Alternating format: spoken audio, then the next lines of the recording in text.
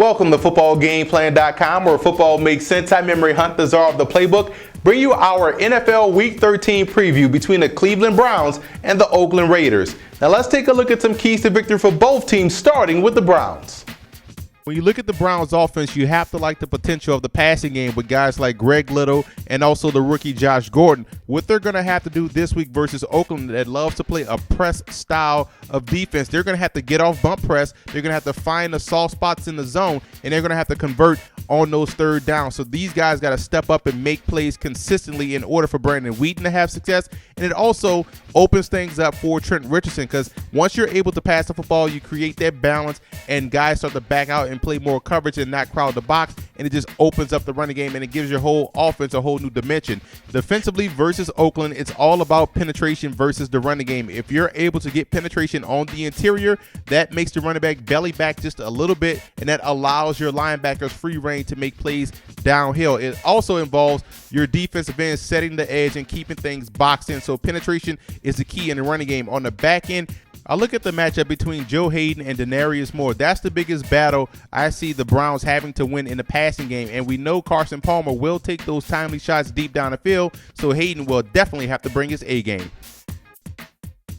Now let's move over to the Raiders in this ball game. And when you look at their defensive line, you can instantly find the matchup possibilities for these guys. Brandon Wheaton is a rookie quarterback that holds the football entirely too long, and he also flatlines a lot of his passes. So look for this aggressive Raiders front to be able to get tip passes and get pressure on him and bring him to the ground. So they're going to have to stay active. Look for a lot of different stunts and twists to generate that pressure from the front four, so that way they don't have to utilize a linebacker to blitz. They can create pressure with the front by utilizing different stunts and twists to try to get to Brandon Wheaton. Offensively, Brandon Myers is the leading receiver, one of the best tight ends in the league, one of the underrated stars in the league. And if the Raiders are going to get anything productive on offense going, they're going to have to get him involved very early and often throughout the ball game. Look for them to move him around the formation and find the optimal matchups. And if that happens, then that just opens things up for Carson Palmer to go to the wide receiver. So I think Brandon Myers' early contribution will be key for this Raiders game plan, and then they'll be able to run the football almost in a reverse fashion, use the pass to set up the run. Offensive rhythm is a key X factor for the Browns. When you look at their offense, it's filled with rookies. They got a young offensive line, rookies at receiver, rookie in the backfield, rookie at quarterback. So it's important for these guys to get into a groove early versus the Raiders. For Oakland, you look at the linebacking core. Rolando McClain will be suspended for 2 games, so they need someone to step up and fill the void in the middle. They already lack the depth with injuries already occurring, so the linebacking core will be vital versus the Browns, because we know the Browns want to lean on Trent Richardson in that ground game.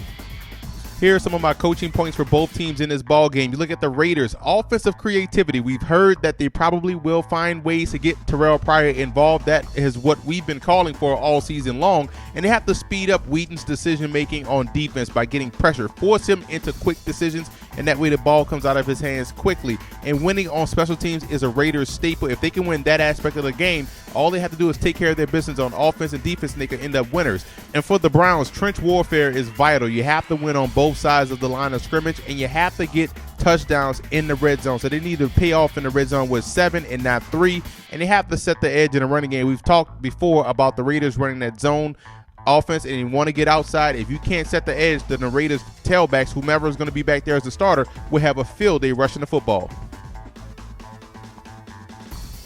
I like the Browns in this ball game. When you look at Cleveland, they have the potential to be a well-balanced offensive attack. They come into this ball game not as injured as the Oakland Raiders, so I think offensively having their main parts together is what's going to help them win this game. And on defense, I think they will be able to get after Palmer. I think they have the secondary in place to make plays on the ball versus those Raiders wide receivers. So look for the Browns to go on the road and come away with the victory out there in Oakland. And I want to give a huge shout out to Brown fan forums and Raider fan forums for always showing football game plan support.